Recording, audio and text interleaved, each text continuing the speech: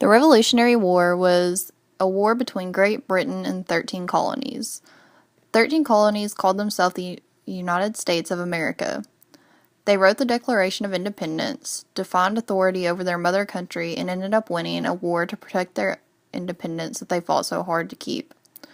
The Revolution certainly ended with the victory in the Revolutionary War. However, the Revolution began long before that, maybe even with the settlement of America, of people who wanted to govern themselves and who wanted to have a direct say in what they governed. The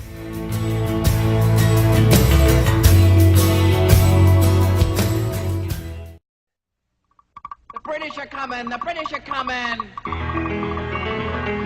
Now the ride of Paul Revere set the nation on its ear, and the shot at Lexington heard round the world. When the British fired in the early dawn, the War of Independence had begun. The die was cast, the rebel... The Battle of Lexington and Concord was a great American victory.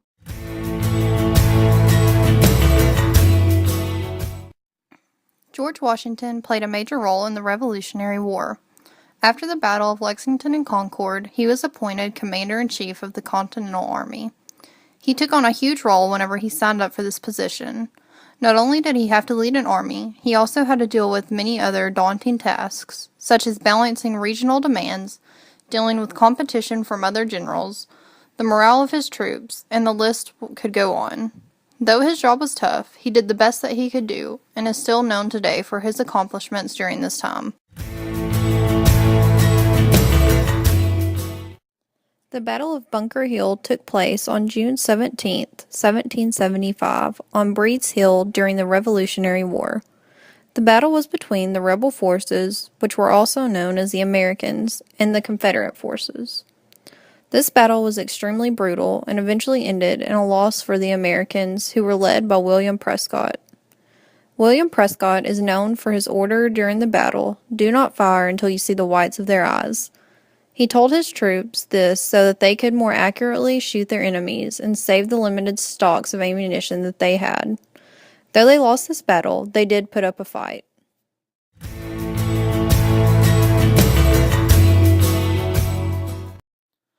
General Charles Cornwallis was the British general who led the Redcoats during the Revolutionary War. He was second in command only behind General Henry Clinton. Though he had won more battles than he had lost, he ended up surrendering to the Confederates at the end of the war.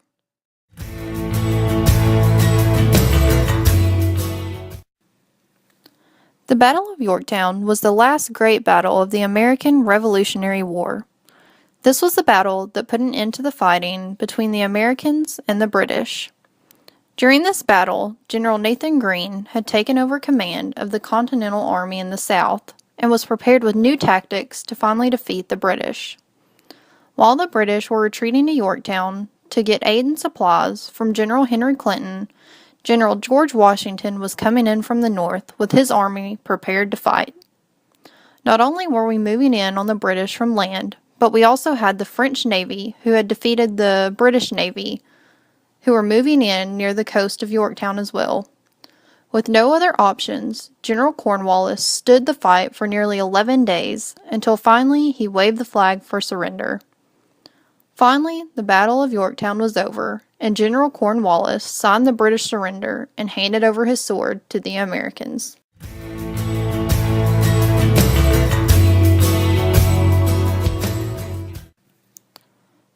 The Treaty of Paris was the official peace treaty between the United States and Britain. This important document was the final end to the Revolutionary War. Writing the treaty took nearly a year and a half after the final battle at Yorktown. This was because it took a long time for the United States and Britain to come to a final agreement.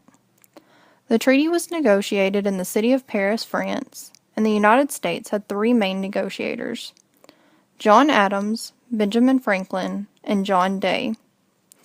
David Harley represented the British and King George III. The main point the United States wanted to be recognized in the treaty was that the 13 colonies were to be free and independent states. Britain finally had no claim on them. On September 3, 1783, they finally came to an agreement, and the Treaty of Paris was complete. Bless America.